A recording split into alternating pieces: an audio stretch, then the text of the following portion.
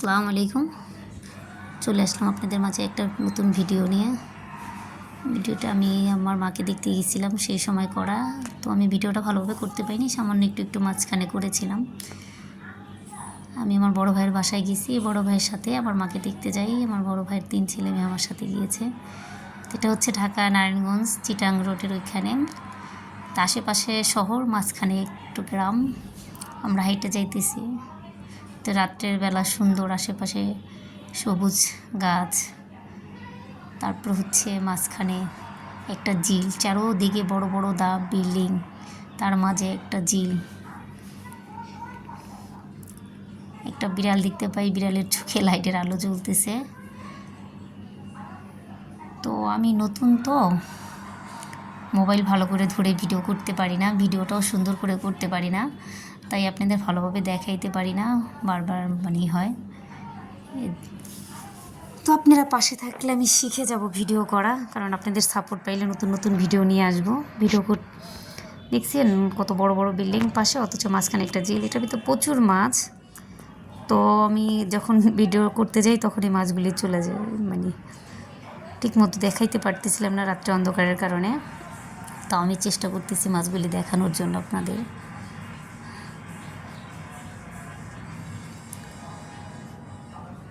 যাদের বাবা মা বেঁচে আছে তাদের জন্য আমার একটাই বলা, যে মা বাবা হচ্ছে বেঁচে থাকা আল্লাহর রহমতের অবদান। যারা মা বাবা বেঁচে আছে তারা মা বাবাকে সম্মান করবেন, ভালোবাসবেন, মাঝে মধ্যে দেখতে যাবেন, কারণ তারা বাচ্চাদের মতো। আপনি যদি একটু দেখতে যান, তার সাথে একটু সময় কাটান, সে খুব খুশি হয়। কারণ আপনার বাচ্চাতে আপনি যতটা সময় দেন, আপনার বাচ্চা যেমন ততটাই খুশি পায়, আপনার বাবা মাকেও আপনি যতটা সময় দেবেন ততটাই খুশি হবে। তো যাওয়ার পরে আমার ভাই আইসক্রিম নিয়ে গেছিলো, তো আমরা সবাই মিলে আইসক্রিম খাই। তো আইসক্রিম খাওয়ার সময় হচ্ছে এক একজনে এরকমভাবে খাচ্ছিল, নাকে মুখে লেগে যায়। তো ওই দৃশ্যটা আমার ভালো লাগে, আমি ছবিটা ধরে রাখি, স্মৃতি হয়ে থাকবে। এটা আমার ভাইয়ের মেয়ে, তো ওর আইসক্রিম খাওয়াটা আমার ভালোই লাগতেছিল, পুরো মুখ ঝরাইয়া।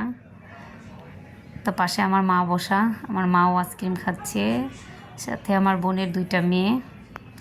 আসলে মূলত আমার মা থাকে আমার মেজো ভাইয়ের সাথে, কিন্তু আমার মা হচ্ছে এখন ছোট বাচ্চাদের মতো হয়ে গেছে, কারো কথা শুনে না, বুঝে না, বাচ্চাদের মতো করে বারবার উজু করে পা ভিজায় ফেলায়। ওনার তো ডায়াবেটিস, পা ভিজে ফেলে সমস্যা। তো আমার মা আমার বড় পাকে একটু ভয় পায়, এর জন্য আমার বড় পা নিয়ে গেছে বড় পার বাসায়, যে ওইখানে পাটা শুকানোর জন্য। যাদের মা বেঁচে আছে সবার কাছে আমার একটাই, মাকে ভালোবাসবেন, মাকে সময় দিবেন, মার যত্ন নেবেন। মা আছে বিদায় আপনি মা না থাকলে কিছু